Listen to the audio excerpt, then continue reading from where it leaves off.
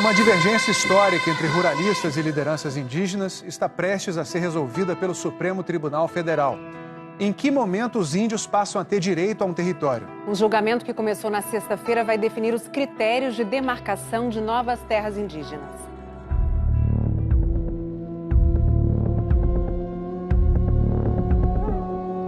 O que é terra para um senador ruralista? Terra é um bem, né, que nós temos aqui hoje para poder gerar riquezas. E para uma líder indígena, o que é? O território é a alma, o território é a vida. Duas verdades que se complementam viraram uma divergência insuperável. Afinal, quais são os povos indígenas que têm direito a um território? Quem estava em cima da terra em 5 de outubro de 1988? Eu interpretar diferente, eu estou rasgando a Constituição. Parece que a história só surge depois de dia 5 de outubro de 88. Querem apagar a nossa história, querem apagar nós da Amazônia, do Brasil, da América Latina. A razão da briga é esse dia aí. A nação mudou. 5 de outubro de 1988, quando foi promulgada a Constituição que garantiu aos índios o direito a um território. Só os que ocupavam suas terras nesse dia têm direito? Ou o direito ao território independe de data certa? É o que vai decidir o Supremo Tribunal Federal em julgamento virtual que começou sexta-feira e deve acabar na quinta que vem se nenhum ministro pedir vistas. Trata-se de um caso específico envolvendo o povo Xoclengue de Santa Catarina. Mas o Supremo Tribunal Federal selecionou um tópico desse julgamento para servir de caso exemplar a todos os que vierem depois. É o que o Supremo chama de caso de repercussão geral. O que vai ser decidido é se existe um marco temporal, uma data certa, como querem os ruralistas, para que os índios tenham direito a um território ou não. Os Xoclengue são um caso clássico de povo perseguido por caçadores de índios do passado e sitiado pela degradação ambiental do presente. Não se vê mais nada, só lodo e capim na beira desses rios. Desde o começo do século XX, esse povo nômade foi sendo confinado num território cada vez menor. E aos poucos o homem branco foi tirando as terras e hoje nós vivemos nesse pedacinho de terra e eles ainda acham que é muito que nós temos e que nós queremos mais.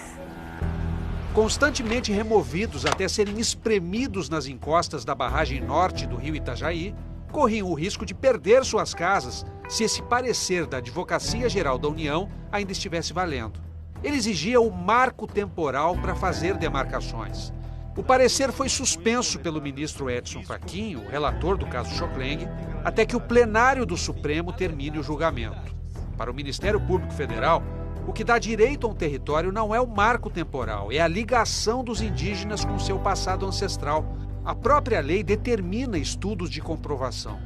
A Constituição não fala em marco temporal e não estabelece data em relação ao reconhecimento da tradicionalidade das terras que os índios ocupam. É necessário passar por procedimentos demarcatórios que analisam com estudos antropológicos, com grupos técnicos, se de fato aquela reivindicação faz sentido. O Brasil tem hoje 487 terras indígenas homologadas e reservadas, e outras 724 em diferentes fases do processo de demarcação. O governo Bolsonaro não demarcou nenhuma terra indígena e ainda devolveu 27 processos em andamento para enquadrá-los na exigência do marco temporal. Um de seus ministros, o da Educação, se referiu aos indígenas desta maneira na reunião ministerial de 22 de abril, cujo vídeo foi divulgado esta semana. Odeio mesmo povos indígenas, odeio esse termo, odeio. A posição do governo contra novas demarcações já foi reafirmada várias vezes pelo presidente Jair Bolsonaro. Não tem mais reserva indígena no Brasil, muito pelo contrário. Vamos rever as que foram demarcadas com laudos, com muita suspeição de fraude no passado. A posição do presidente coincide com a da bancada ruralista no Congresso Nacional. O senador Luiz Carlos Renzi acha que os indígenas têm terra demais. Isso é o estado do Rio Grande do Sul, é o estado de Santa Catarina, é o estado do Paraná e o estado de São Paulo. Mais ou menos, se eu somar esses 4 estados do sul do país, da área dos índios. Agora querem mais hectares de terra.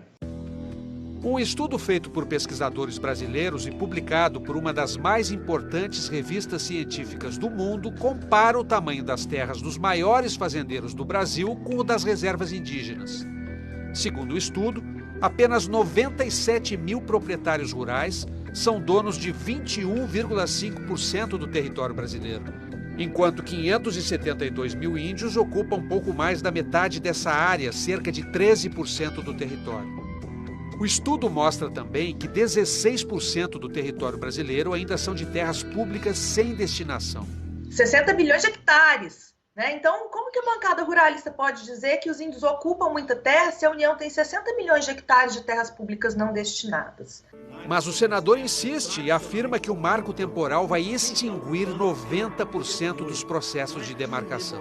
Por isso que eu disse essa afirmação, que os processos seriam extintos, entendeu? Porque eles não estavam em cima da terra em outubro de 88. Como é que o senhor pode garantir que os índios não estavam lá no dia 5 de outubro de 1988 porque foram expulsos? Expulso quando? Esses produtores estavam ali há 50, 60, 100 anos em cima dessas terras. Expulsos em qualquer tempo. Se eu pensar assim, eu vou para a praia de Copacabana, aquilo era indígena. Qualquer lugar do Brasil hoje, Brasília, Rio de Janeiro, São Paulo, qualquer lugar, os índios andavam pelo Brasil inteiro em 1500 quando nós chegamos aqui. Não seria preciso retroceder tanto no tempo. A cartografia de ataques contra indígenas, um levantamento da Pastoral da Terra e do Conselho Indigenista Missionário fez o mapa da violência dos últimos 35 anos. 1.125 indígenas foram assassinados em todo o Brasil por invasores de 1985 para cá. Documentos antigos da FUNAI relatam violências anteriores. Em 1951, na chacina da aldeia Parabuburi, em Mato Grosso, 20 mulheres e crianças Chavante foram assassinadas por jagunços com extrema violência. Esta é a única foto conhecida de uma sobrevivente desse massacre, uma índia Chavante com marcas de tiro pelo corpo. Em algumas situações, é totalmente absurdo você querer exigir que essa comunidade estivesse ali em 1988, porque ela foi expulsa, ela foi acossada da terra. Conflitos são a rotina dos Munduruku. A terra indígena deles, no Pará, ainda não demarcada, sofreu mais de 500 invasões de garimpeiros e madeireiros.